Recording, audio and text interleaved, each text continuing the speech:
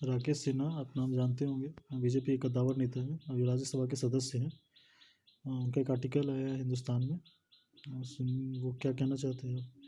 वक्त अपने आप में इतिहास होता है, संदर्भ उसका सहचर है। सामान्यतः वही हमारी अभिव्यक्ति का आधार बनता है। कोरोना संक्रमण ने जो असामान्य परिस्थिति पैदा की है, उसमें अन्य चुनौतियों के साथ पूरी दुनिया के लोग वेदना भय से ग्रस्त हैं।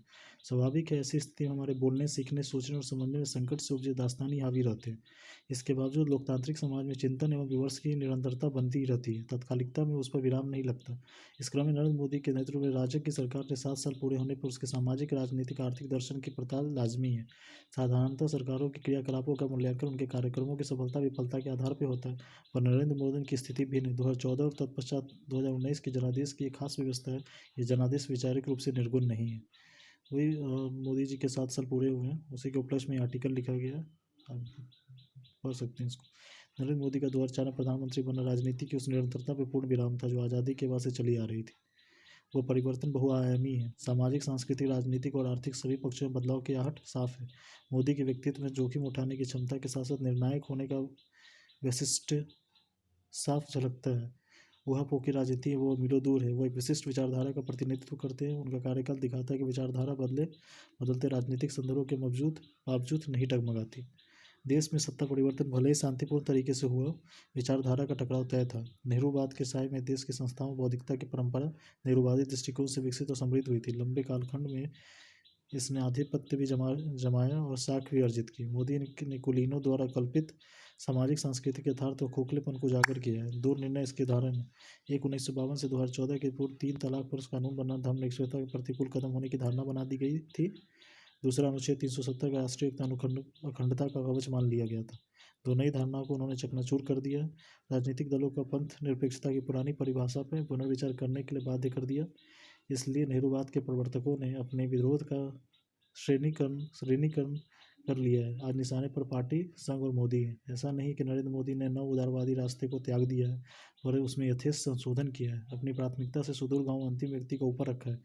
चाहे जनधन योजना हो या उज्ज्वला या आयुष्मान योजना, ये निर्धनों के प्रति राज्य के सांविधानिक एवं नैतिक जवाबदेहियों का प्रतीक है। पहले विकास के लाभ निम्न मध्य वर्ग तक जाते जाते रुक जाता था। अब वो गरीबों के घर शौचालय, जीवन बीमा, रसोई, ईंधन एवं बैंक खातों में सीधे धन स्थानांतरण के रूप में पहुंच रहा है।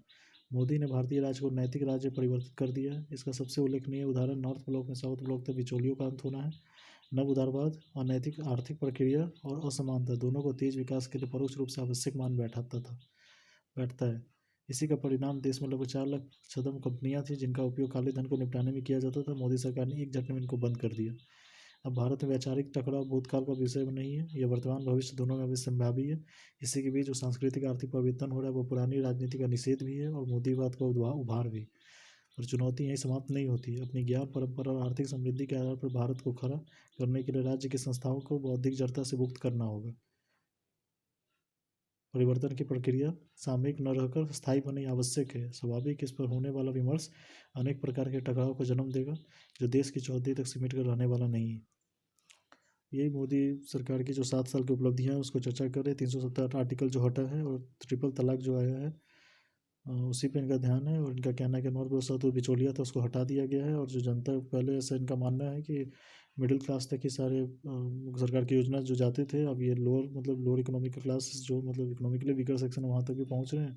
जैसे जनधन योजना हो, उज्ज्वला हो या आयुष्मान योजना हो, इनका कहना है निर्धनों के प्रति राज्य के संवैधानिक एवं नैतिक जवाबदेही का प्रतीक है। डायरेक्टिव प्रिंसिपल स्टेट पॉलिसी तो इनका वही कहना है कि सही जगह पहुँच रहा है। इनका वही सांस्कृतिक आर्थिक परिवर्तन हो रहा है, पुरानी राजनीति का निषेध भी और मोदीवाद का उभार भी। इनका कहना है राज्य की संस्थाओं को बौद्धिक जड़ता से मुक्त करना होगा। परिवर्तन की प्रक्रिया सामयिक न रहकर स्थायी बने आवश्यक है। वही कि परिवर्तन जो होता है इंस्टीट्यूट्स में, ऐसा नहीं कि अभी बस अभी इन्हीं के समय हो, बल्कि ये कंटिन्यू परिवर्तन जो चेंजेस चाहिए वो होता रहे। तो ये इनका वही 7 साल के कार्यकलाप है। उसी का एक समरी ये बताना चाहें कि सरकार का दृष्टिकोण कैसा है, सरकार किस तरह सोच रही है, वही बताना चाह रही है।